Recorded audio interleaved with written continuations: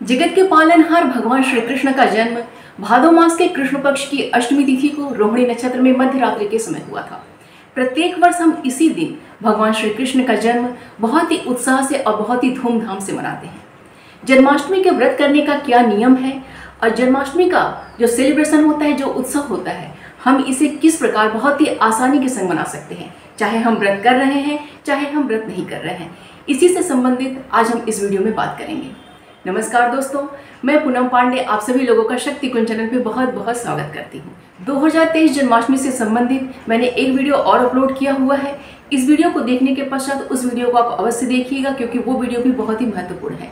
तो उसका डिस्क्रिप्शन मैं लिंक में दे दूंगी, आप उस वीडियो को अवश्य देखिएगा। आइए सबसे पहले जानते हैं कि जन्माष्टमी व्रत करने का नियम क्या है और जन्माष्टमी व्रत का पारण हम किस विधि से कर सकते हैं। तो जो नियम एकादशी व्रत के होते हैं, ठीक ठीक वही सारे नियम जन्माष्टमी व्रत के भी होते हैं। जिस प्रकार एकादशी के व्रत में अन्न खाना वर्जित होता है, ठीक उसी प्रकार जन्माष्टमी के व्रत में भी अन्न खाना वर्जित होता है। एकादशी के व्रत में हम सेंधा नमक का प्रयोग कर सकते हैं, वैसे ही जन्माष्टमी के व्रत में भी हम सेंधा नमक का प्रयोग कर सकते हैं। व्रत के ठीक एक दिन पहले हमें सभी तामसिक चीज़ों का परित्याग कर देना है। जैसे हमें लहसुन नहीं खाना है, प्याज नहीं खाना है, मांस मदिरा आदि का सेवन बिल्कुल नहीं करना है। और इसके साथ ही साथ अगर हम विवाहित हैं आप, तो आपको ब्रह्मचर्य का सख्ती के संग पालन करना है। अब आइए देखते हैं कि जन्माष्टमी के दिन हमें किन नियमों का पालन करना है। इसके लिए सबसे पहले हमें सूर्योदय से पहले उठ जाना चाहिए। स्नान करने के पश्चात अपने मंदिर में एक अखंड दीपक प्रज्वलित करना चाहिए। और इस अखंड दीपक का मतलब क्या है कि जिस समय से आपने व्रत प्रारंभ कर दिया है, अर्थात व्रत के दिन सूर्योदय के समय से लेके अगले दिन के सूर्योदय तक वो आपका जो है अखंड दीपक है वो जलना चाहिए। अर्थात पूरे दिन और पूरी रात्रि वो आपका दीपक प्रज्वलित रहना चाहिए। उसके पश्चात अब व्रत का संकल्प लीजिए कि आपको यह व्रत किस विधि से करनी है और आप व्रत का पारण किस विधि से करेंगे। इस संकल्प में आप ये कर सकते हैं कि व्रत का पहले करने का तरीका क्या है ये जानते हैं। इस व्रत को आप 4 तरीके से कर सकते हैं। पहला विधि है कि आप निर्जला व्रत कर सकते हैं। जैसे जिस दिन से आपने व्रत प्रारंभ किया है, सूर्योदय से लेके अगले दिन के सूर्योदय तक आपको जल ग्रहण नहीं करना है, तो ये आपका हो गया निर्जला व्रत। इसके अलावा दूसरा तरीका है कि आप केवल जल ग्रहण करके व्रत कर सकते हैं। अर्थात जिस दिन से आपने व्रत प्रारंभ किया है उस दिन से लेके अगले दिन के सूर्योदय तक आप केवल जल ग्रहण करके इस व्रत को करेंगे। तीसरा नियम है कि आप केवल फल ग्रहण करेंगे और केवल जल ग्रहण करेंगे। सूर्योदय से लेके व्रत के दिन के सूर्योदय से लेके अगले दिन के सूर्योदय तक आप केवल जल ग्रहण करेंगे और केवल फलाहार ग्रहण करेंगे।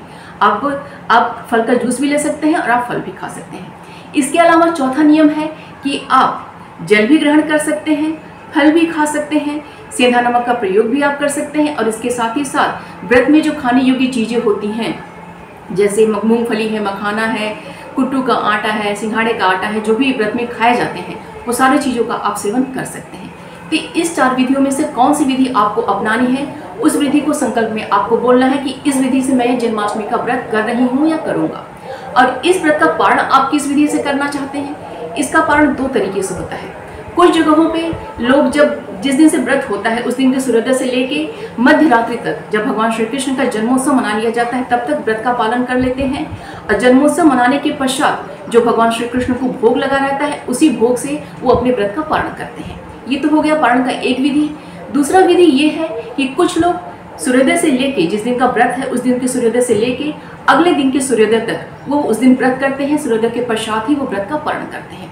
इन दोनों विधियों से जन्माष्टमी व्रत का पालन किया जाता है और दोनों ही विधि बहुत ही उत्तम है, बहुत ही श्रेष्ठ है। ये आप अपनी सुविधा से चुन सकते हैं। ऐसा नहीं है कि मध्य रात्रि में जन्मोत्सव मनाने के पश्चात अगर आप व्रत का पालन कर लेते हैं तो आपका व्रत वो अधूरा माना जाएगा या आप दोष आपको लगेगा, ऐसा नहीं है। 80% लोग मध्यरात्रि में जन्मोत्सव मनाने के पश्चात ही भगवान के प्रसाद से अपने व्रत का पालन कर लेते हैं। और कुछ लोग ऐसे हैं, कुछ जगहों पे, कुछ मंदिरों में भी ऐसा होता है, कुछ घरों में भी लोग ऐसा करते हैं कि पूरे 24 घंटे का वो व्रत करते हैं, सूर्योदय के पश्चात ही वो अपने व्रत का पालन करते हैं। तो इन दोनों नियमों में से कोई भी नियम आप पालन कर सकते हैं और दोनों ही नियम बहुत ही श्रेष्ठ है। आइए जानते हैं कि जन्माष्टमी के दिन हम किस आसान विधि से जन्माष्टमी का उत्सव मना सकते हैं।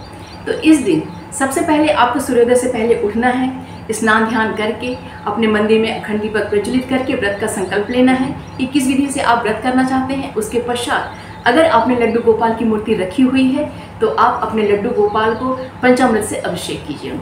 उनका अभिषेक करके उन्हें अच्छे से पोंछ के उन्हें नया वस्त्र धारण कराइए और उनका श्रृंगार कीजिए।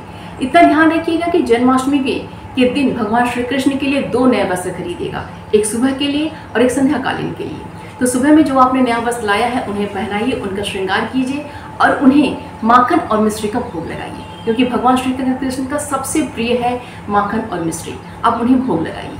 अब जिन लोगों ने फोटो रखी हुई है वो क्या करेंगे, अगर आपने फोटो रखी हुई है तो आप अपने फोटो के ऊपर जल छिड़किए, फोटो को अच्छे से साफ कीजिए और उन्हें चंदन और टीका उन्हें अर्पित कीजिए, उन्हें माला उन्हें अर्पित कीजिए। जो सजा सकते हैं जिस तरीके से, जो लड्डू गोपाल को रखे हैं वो भी माला फूल उन्हें अर्पित करेंगे, जो फोटो रखे होंगे वो भी उन्हें माला फूल अर्पित करेंगे।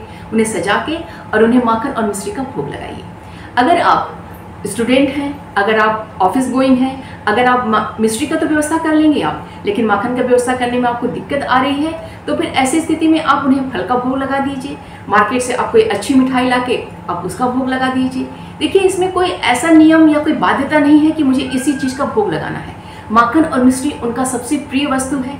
तो जिस दिन जिसका जन्माष्टमी मतलब जिसका जन्म होता है, ये तो भगवान श्री कृष्ण का जन्माष्टमी है, तो किसी अदर्स का भी अगर जन्मोत्सव होता है तो उसकी प्रिय वस्तु से हम अर्पित करते हैं। ऐसे ही भगवान श्री कृष्ण का जन्मोत्सव है तो उनकी सबसे प्रिय वस्तु माखन और मिश्री, उन्हें भोग अर्पित करने की पूरी कोशिश करनी चाहिए। अगर नहीं कर पाते हैं तो कोई बात नहीं, आप मार्केट से फल ले आइए, उन्हें भोग लगाइए, कोई अच्छी मिठाई जो है उसको लाके उनका भोग लगाइए। जैसी आपकी श्रद्धा है उसके अनुसार उन्हें भोग अर्पित कीजिए। तो ये हो गई सुबह की पूजा। अब उसके पश्चात आप अपने समय के अनुसार अपना जो है नॉर्मल रूटीन है अपना काम करिए। आप संध्याकालीन पूजा के लिए, संध्याकालीन उत्सव मनाने के लिए आप अपने मंदिर का, चाहे अपने फोटो रखी हुई है, चाहे अपने लड्डू गोपाल की मूर्ति रखी हुई है, उसके लिए अपने मंदिर को आप सजाइए। सजाने के लिए आप क्या कर सकते हैं, आप बलून से भी सजा सकते हैं, आप रंगीन दुपट्टे से उससे भी सजा सकते हैं, कपड़ों से भी सजा सकते हैं। इसके अलावा आप अशोक की पत्ती से है, आम की पत्ती से है, फूलों से है, केले के पत्ते से है, जो आपसे व्यवस्था बन पड़ता है, जैसी आपकी सुविधा है, जैसी आपकी श्रद्धा है, उसके अनुसार अपने मंदिर को सजाइए। क्योंकि ये आपका मंदिर है, आपको तैयार करना है अपने भगवान श्री कृष्ण के लिए। तो जैसा आपका मन कर रहा है वैसा उसको सजाइए। आप चाहे आप ऑफिस वाले हैं, स्टूडेंट हैं, घर में हैं, जैसे भी हैं, आप अपनी श्रद्धा से, अपनी इच्छा से, मतलब जैसे आप समझ लीजिए किसी का अपने बहुत ही प्रिय व्यक्ति का अपना आप बर्थडे सेलिब्रेट कर रहे हैं, उस तरीके से मंदिर को आप सजाइए।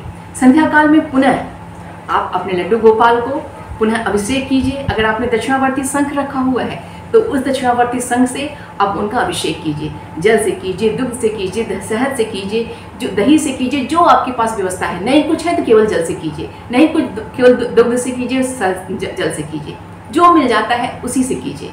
बस उनका अच्छे से श्रद्धा भाव के संग उनका अभिषेक करिए। उन्हें नए नए वस्त्र बनाइए, उनका श्रृंगार कीजिए। उन्हें जितना ज़्यादा से ज़्यादा आपके पास जो संभव हो सके उन्हें अच्छी अच्छी खाने की चीज़ों का भोग लगाइए। सुबह का तो अलग हो गया, ये संध्याकालीन है। फल का भोग लगाइए। आप घर में पूड़ी है, सब्जी है, खीर है, सेवई है, कुछ भी बना के उनको भोग अर्पित कीजिए। मार्केट से अच्छी अच्छी मिठाइयाँ ला के आप उनको भोग अर्पित कीजिए। माखन मिश्री का भोग कीजिए, पंजीरी का भोग लगाइए। धनिया की पंजीरी भी आप बना के भोग लगा सकते हैं, और इसके अलावा आप आटे की पंजीरी बना के भी उसका भोग लगा सकते हैं। जैसी सुविधा हो, जिस भी स्थिति परिस्थिति में आप हैं उसके अनुसार उन्हें भोग अर्पित कीजिए। ऐसा मत सोचिएगा कि अन्न का भोग नहीं लगाना है, हम व्रत किए हैं तो भगवान भी फल ही ग्रहण करेंगे, ऐसा नहीं है। हमने और आपने व्रत किया हुआ है, भगवान ने नहीं, तो उन्हें आप अन्न का भोग लगाइए और उसी अन्न के भोग से बाद में अपना पारण कर लीजिएगा। तो जो जो आप उन्हें कर सकते हैं उन्हें आप भोग लगाइए। उसके पश्चात उनकी आरती गाइए। जो भी आपको भजन आता है, स्तुति आती है, प्रार्थना आता है, उससे उनका आरती गाइए। उनका जितना मतलब श्रद्धा भाव जो आपका है उसके अनुसार उनका आरती कीजिए।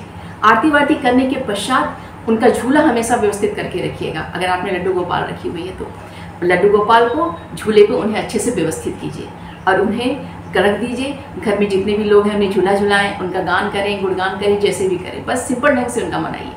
और अगर आप मध्य रात्रि में उनका करना चाहते हैं जन्मोत्सव, तो मध्य रात्रि में खीरा जन्मोत्सव ज़्यादातर लोग खीरा काट के करते हैं, तो खीरे का व्यवस्था एक करके रखिए। एक खीरा है उसे बीच से फाड़ दीजिए, बीच से मतलब चाकू से कट कर दीजिए। चाकू बहुत लोग प्रयोग नहीं करना चाहते हैं, ऐसा लेकिन नहीं होता है कि आप चाकू प्रयोग नहीं कर सकते हैं। चाकू से आप काट के प्रयोग कर सकते हैं, या तो बहुत लोग होते हैं कि चांदी का सिक्का लेते हैं, चांदी के सिक्के से भी बीच से उस जो खीरे को काटते हैं। बस काट के भगवान का जन्मोत्सव कीजिए, उन्हें जन्मोत्सव उनको बर्थडे विश कीजिए, जैसी आपकी श्रद्धा है उसके साथ उनका गुणगान करिए, गान करिए, कीर्तन करिए, भजन कीजिए, जैसे आप करना चाहें वैसे कर सकते हैं। सिंपल ढंग से भी कर सकते हैं, इसको विस्तार से भी आप कर सकते हैं। तो जन्मोत्सव मनाने का तो एक तरीका ये हो गया। इसके अलावा एक तरीका ये है कि आप सुबह की पूजा अपने घर में आप कर लीजिए, जैसे मैंने आपको बताया उस तरीके से आप कर लीजिए। उसके बाद संध्या कालीन जो पूजा है वो आप अपने घर में मत कीजिए, चाहे देखिए घर में करिए चाहे बाहर करिए, लड्डू गोपाल हर जगह एक ही है। तो आप संध्या कालीन में जो आपके अगल बगल मंदिर है, चाहे इस्कॉन का मंदिर है, चाहे कोई भी भगवान श्री कृष्ण का कोई भी मंदिर है, उस मंदिर में आप चले जाइए। उस मंदिर में कोई आप सेवा दीजिए, मतलब उस मंदिर का कोई कार्य कीजिए। आप जो भी सेवा देंगे वो आपके लिए बहुत अच्छा होगा। अगर आप कोई सेवा देना चाहते हैं तो उस मंदिर में जाके आप सेवा भी दीजिए। ये उसके लिए है जो व्रत कर रहा है, जो नहीं कर रहा है, सबके लिए है। तो आप संध्या काल में मंदिर चले जाइए और वहाँ पे जो अगर कुछ पार्टिसिपेट करना है कामों में तो पार्टिसिपेट कीजिए। उसके पश्चात आप वहाँ के भजन कीर्तन सब कुछ में पार्टिसिपेट कीजिए।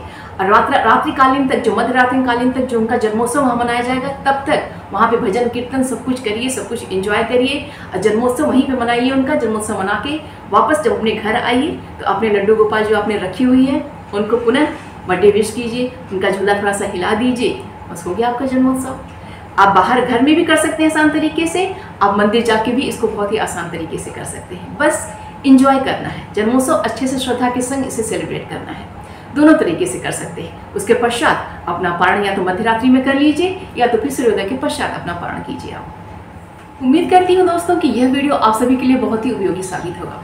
वीडियो पसंद आए तो प्लीज़ इसे लाइक कीजिए और शेयर कीजिए अपने दोस्तों और रिश्तेदारों के संग। और मेरे चैनल को अगर आपने अभी तक सब्सक्राइब नहीं किया है तो प्लीज़ इसको सब्सक्राइब कर लीजिए। मिलते हैं अगले वीडियो में। अपना और अपनों का ख्याल रखिएगा। नमस्कार।